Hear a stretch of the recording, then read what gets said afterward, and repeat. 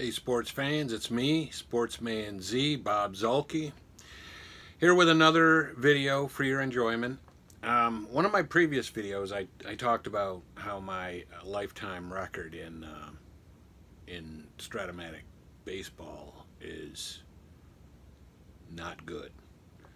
Well, one of the contributors to that over the years has been the fact that I've made some really bad Strat-O-Matic decisions.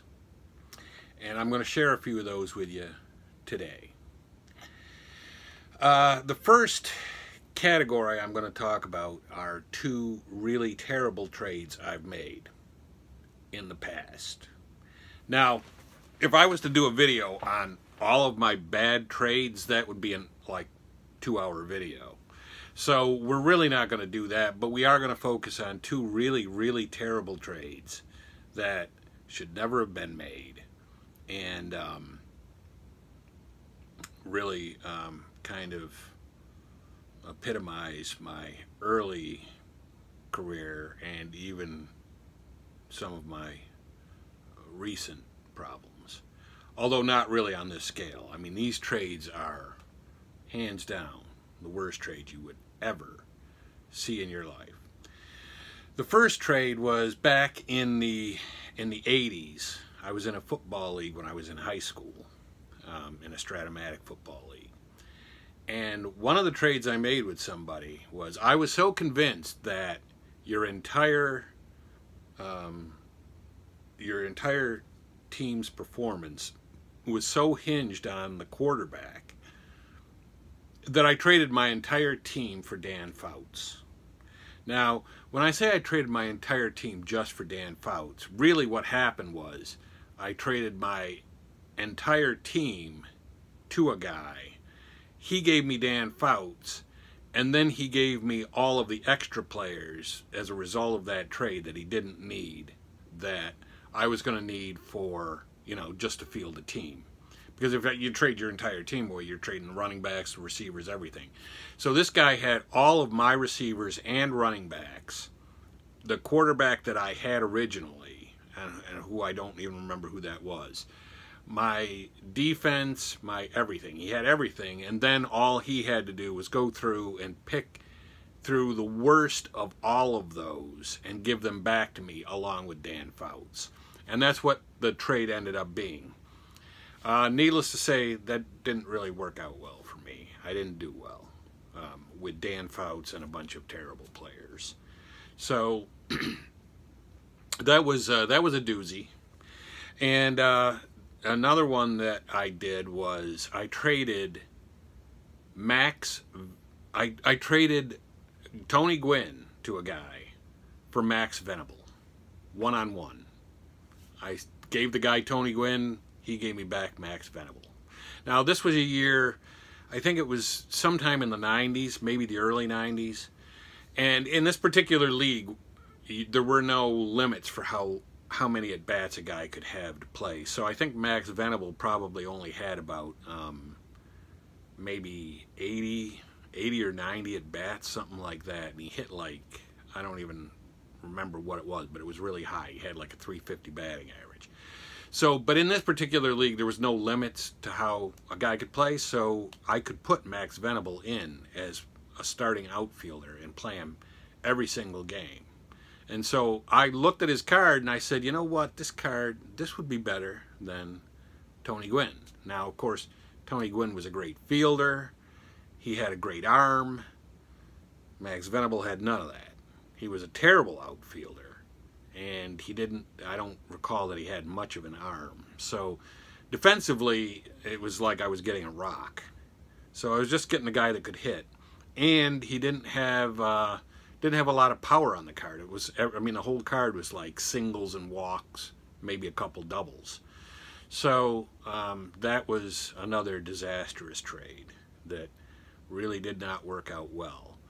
Now, like I say, I've made a lot of bad trades over the years, but those are the two that really stand out.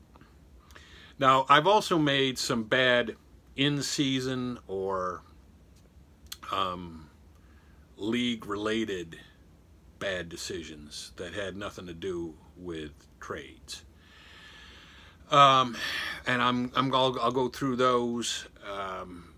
There's really two of those that I personally did for my personal team, and then there was one, and I got to put it on this list. There was one that I actually was watching a game between two guys, and one of the guys asked for my opinion, and I gave it to him, and we'll discuss the results of that. So anyway, the first of those is that one of the leagues I've been in for like 22 seasons. And over that 22 seasons, there has only been 2 seasons where I kept and used my first-round draft pick. And one of those was the very first season of the league because I had to. The very first season when we started, everybody drafted their team right from scratch. And so I took my whole team, I drafted my entire team along with everybody in turn through each round of the draft. So that year I had to keep my first round pick. I don't remember who it was. I think it might have been Alex Rodriguez. I'm not sure. But anyway, that was one of the years I kept my first round pick. And then 2 years ago, I used my first round pick and I took Cody Bellinger with that pick. And so far that's turned out to be a great pick. Although Cody Bellinger has done terrible in the 2 seasons I've had him on my team. But it looks like next year he'll have a great card. But that was the only other year that I kept my first round pick that anybody can remember. Every other year I've traded my first round pick away for something. Now, the reason that this is the least of the terrible decisions I've made is because you really don't know exactly how bad those decisions were. Because on the one hand, there's no way to know. I couldn't tell you what I got in return for those first round picks. One year I traded the first round pick away and I was going to take Bryce Harper. And the guy who got that pick from me did take Bryce Harper. But the package I got from him led to me having a 97-win season that particular year. So it's not like you can automatically say that the culmination of everything that I obtained in all of those trades was worse than what I would have picked. And the other side of that coin is you don't know who I would have picked with the first round pick. I mean, it's easy to pick somebody who just falls off the face of the map. Let's take the one year that Super Joe Charbonneau was in the league, was in baseball. Now that was before these play-by-email, computer game leagues that I've been in. But still, it's a good example. Who might have taken Joe Charbonneau off his rookie year as, their first-round pick? And what would have happened to that person? Fidrich is another example.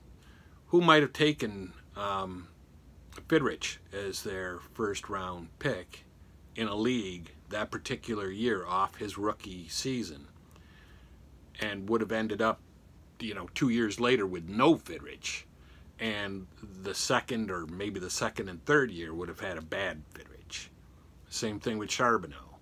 The second and maybe the third year, I don't know how many years he played, but the second and possibly third year, you would have gotten a terrible Joe Charbonneau. And after that, you wouldn't have even had him. So, I guess the common wisdom is that if you keep your first-round picks and you use them, and you keep them on your teams, you'll probably do better than if you're trading them away for other things. But that really can't be proven. So we don't know.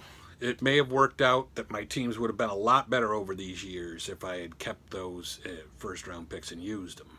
And then again, who knows? Maybe not.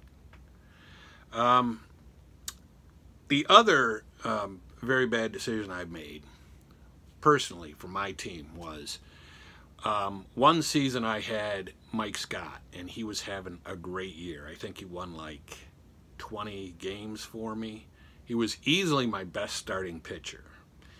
And I was in the league championship series, and we came down to Game 7 of the league championship series. And Mike Scott was scheduled to pitch for me. And I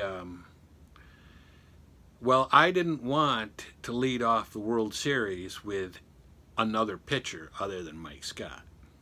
So what I did was I put in Joe Price to pitch the 7th game, the 7th and deciding game of the league championship series, and was more or less hoping that Joe Price would get me to the World Series, and then I could lead off the World Series with Mike Scott, which I don't need to tell you, didn't happen. Didn't quite work out that way. Joe Price got shellacked, and I got beaten in Game 7, and there was no Game 1 of the World Series for me. So that was a terrible decision. I mean, there's no way around that. I mean, I'm still hearing about it.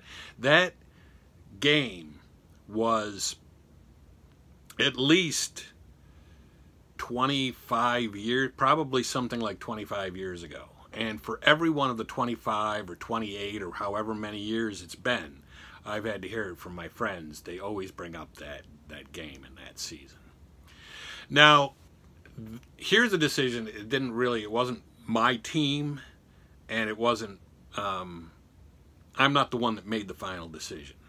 I was watching a game between two of my buddies in high school, Tom Bunch and Scott Smith. And Scott Smith was losing to Tom by probably less than a touchdown. I don't know how many points it was, maybe 4, maybe 5 points. And we came down to the last play of the game, and Tom had the ball. And he asked me, what should I do? And I said, throw a flat pass. Flat pass is a pretty safe play. He had Richard Todd as his quarterback. So that's what Tom did. He said, all right, yeah, I guess maybe you're right. That's a flat pass is a pretty safe play. So he did a flat pass, and the flat pass got picked off and returned for a touchdown. And I guess in football, in Strat-O-Matic football, it's easier to return a flat pass for a touchdown than it is a long or a short pass.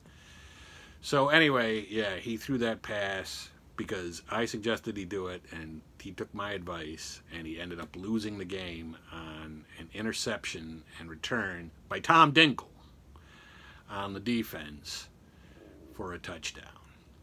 So that's a video of some of the bad decisions that either I've made, or trades that I've made, or bad decisions that are associated with me over the years. Now, luckily, most of them date back a while ago.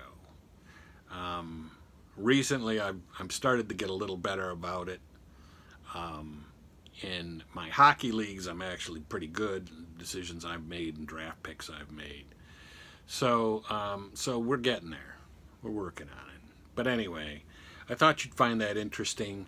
And I want to hear, in the comments below, I want to hear what some of your terrible decisions were. Let me know, things that you've done. I don't think anything could possibly be worse than some of the stuff I've done, but still, be interesting to see what other people have done that have been devastating decisions. And let me know that, other people do things like that too. So give me a like if you like this video. Leave a comment. Love to read them. And subscribe to the channel if you want to hear more of my antics from my younger days in my Strat-O-Matic career. But in the meantime, it's Sportsman Z, Bob Zolke, signing off.